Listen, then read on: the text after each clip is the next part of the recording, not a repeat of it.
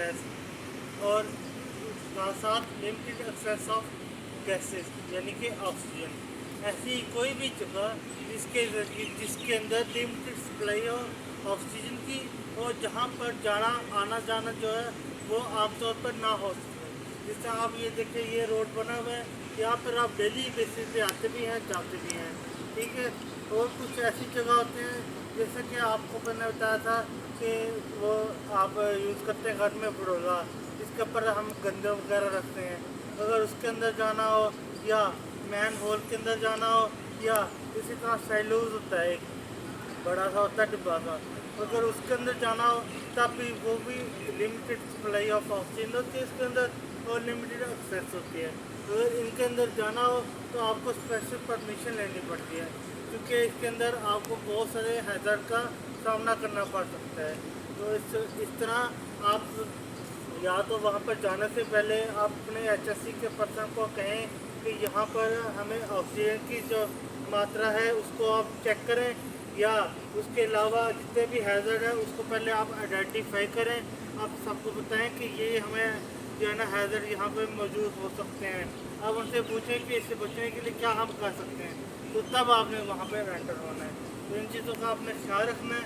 दूसरी चीज़, जब भी आपने उस जगह पर आपने एंटर होना है तो सबसे पहले मीटर के ज़रिए वहाँ पर ऑक्सीजन की जो सप्लाई है या ऑक्सीजन की बिक्री में क्या शामिल होता है कि आपने हेलमेट पहनना है, आपने शूज़ पहने हैं, आपने ग्लव्स पहने हैं, क्योंकि वहाँ पे जब भी आपने करना होता है फ्लेम यूज़ करना होता है यहाँ पे, या तो आपको वहाँ पे वेल्डिंग करनी होती है या इस तरह कोई ऐसा काम जिसके अंदर फ्लेम यूज़ होता है।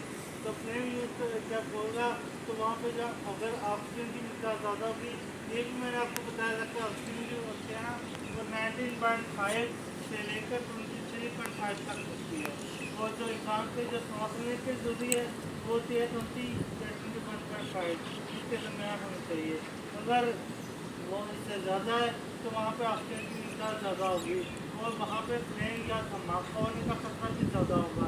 अगर 19.5 से कम होगी तो आपको सांस लेने में बहुत ज़्यादा मुश्किलात पेश आ सकती हैं। तो इन चीज़ों को आपने ख्याल में रखना है।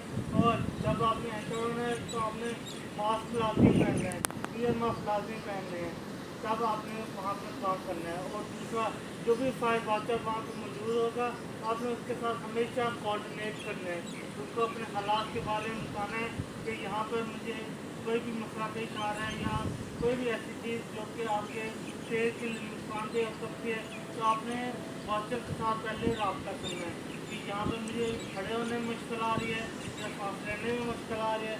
तो ये चीज़ें आपने पहले में बतानी है। दूसरा चीज़, क्योंकि जो वाचर होते हैं वो बाहर खड़ा होता है, उसको तो नहीं पता कि अंदर के हालात क्या है, ये तो वर्कर को ही पता है ना जो वहाँ पे काम कर रहा है। तो आपने सबसे पहले ये बताना उसको ताकि वो फौरी तौर पर एक्शन ले सके। तो दूसरी चीज़ ये होती है कि जब आप अंदर काम कर रहे होते हैं तो आपको अनकॉन्शियसनेस भी होती है कि होश चालू हो जाती है।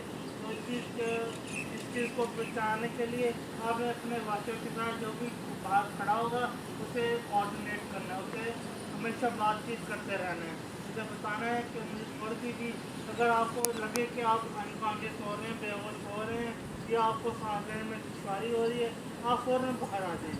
ये नहीं वेट करना कि चलो कोई नहीं 1-2 मिनट बाद या ठीक हो जाएगा, ये बढ़ता जाएगा, आपको सांस लेने में मुश्किल आती है। तो ये भी हो सकता है आप इमीडिएटली फौरी तौर पर आप बेहोश हो जाए और बाहर खड़े पर्सन से पता ही नहीं चले कि ये आपका मामला भी है।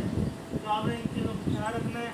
आप लोग माशाल्लाह सीनियर बंदे हैं, तो मैं उम्मीद करता हूँ कि इन चीज़ों को आप लोग जो है वो ख्याल रखेंगे। बहुत शुक्रिया।